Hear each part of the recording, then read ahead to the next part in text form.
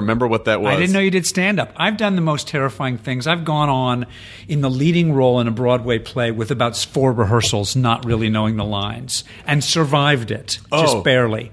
And I think about doing stand-up, and I wake up in the middle of the night in a cold sweat. Like, that seems like the scariest thing in the world. It's fun. Well, it's, the big challenge for me is that in my head, stand-up is the main thing that I do. When I'm not, my schedule's not crazy. I'm usually touring somewhere every weekend, and I've been doing it for like 15 years. And but it's not. It's because some of the other stuff is more popular. Like, a lot of people are just starting to figure out now. Like, oh yeah, you actually do stand up. But it's not scary in that. I think if you're a guy who understands how to make shit work. If you practiced at it, you'd be fine. It's not that scary. I see.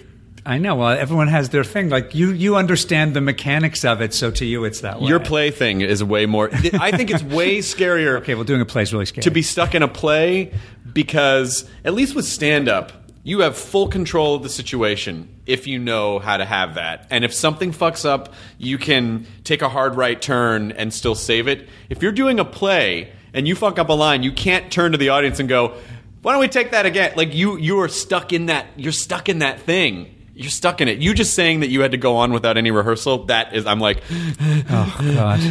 What was that? What was that? That would have been the Broadway production of A Few Good Men. Oh, shit. And we had just arrived. We'd worked it out of town. It was one of my first really... It was the first time I made enough to eat. That's why you know Sorkin, then? Yeah. Okay. I'd met him before. I ran a theater company in New York called the Atlantic Theater Company, still there. And we'd brought him up because he'd written a really promising, amazing first play called Removing All Doubt. And I just thought, this kid's amazingly talented. And I bring him up there, like, we're going to discover this guy. And he's like, got the first draft of A Few Good Men, but it's already been optioned to be produced on Broadway. And P.S., Rob Reiner's going to make a movie out of it. So I was way too late.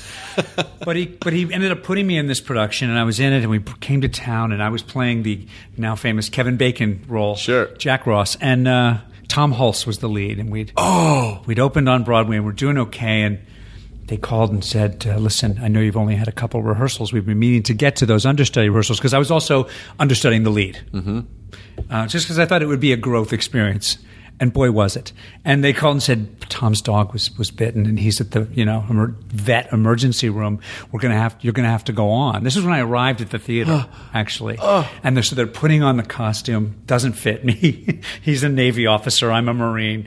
And they're kind of running the lines with me and realizing I just don't know them. And I said, we got to cancel. And they're like, there's 1,800 people out there. And I'm standing backstage, and they go, and we're about to go on. And I think, I kind of know the first act because I'm in a bunch of it and I've heard it a bunch. And the second act's all in the courtroom. If I can just get through the first act, I'm standing backstage, and they say, today, above the speaker, the role normally played by Academy Award winner or nominee Tom Hulse will be played by someone you've never heard of, Clark Gregg. Boo! No! Boo! And I just shriveled like a raisin. And it was like, they have to shove me out on stage, and the other actors. And it was one of these things where you're on stage the whole 3 hours. 3 hours of not knowing the lines.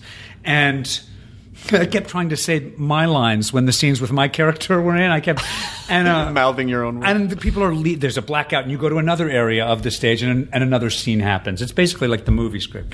And the actors are kind of in the dark going, you're okay, you're okay. You basically got the gist of that scene. Walk that way. And they shove me into another pool of light, and someone else would appear. Are you improvising at that point? I'm doing the gist. I kind of know the lines. We're cutting chunks. Sure. But the story's still working. And you can feel the audience go from just tremendous abject disappointment to, oh my God, this guy doesn't know what the hell he's doing. And that kind of works for that character. He's in over his head. He's in Cuba. Stephen Lang from Avatar is screaming at me and just exploiting the fact that I'm so frightened. He's really got the power balance that day. And I get to intermission, and they're like fanning me like a character in a Tennessee Williams, like, now you're in the courtroom, bro. Now you're in the courtroom. And I'm in the middle of interrogating Stephen Lang in the courtroom, and I got one more question for you, sir. And you're like, yeah, what is it? And I'm like, no idea. Hold on one sec. And I'm going back to the table, and they're handing me the pages from the script. Oh my God, that's genius. That works so well. here's what it is. It all works, right? It all works. And by the end, the audience is like, oh my God, he got out of it. Oh my God, he used the pages from the script. I bet that's what it is. I get to the end, huge standing ovation, which is all about like, he survived. He didn't die. But see, that using your, and I think that right there is the core of being a performer, is not just about the lines and getting it the way that, but to use the situation and create this organic experience. That's such a fantastic story. It was one of the most, it's every actor's nightmare, right? You know what I mean? To be on stage not knowing the lines. They take me out between shows to the restaurant next door, and everyone's like, you did it, kid, you did it. You didn't even know the lines. I'll never forget this day. And they buy me a huge piece of this thing called mud pie. Huge chocolate. Oh, did you order the Code Red? I'm sorry, I had to say that. That's exactly right. It was the Code Red mud pie. Yep. Had a big piece, went back to my dressing room. Tom's back, the dog's okay. I'm going to lie down for a minute in my dressing room because back as Kevin Bacon, I don't come in for 25 minutes. Sure. The next thing I know, this story has a less glorious ending. The door swings open in my dressing room and there's a guy with headphones, the stage manager, going, Tom's on stage waiting for you. You passed out from adrenaline and mud cake.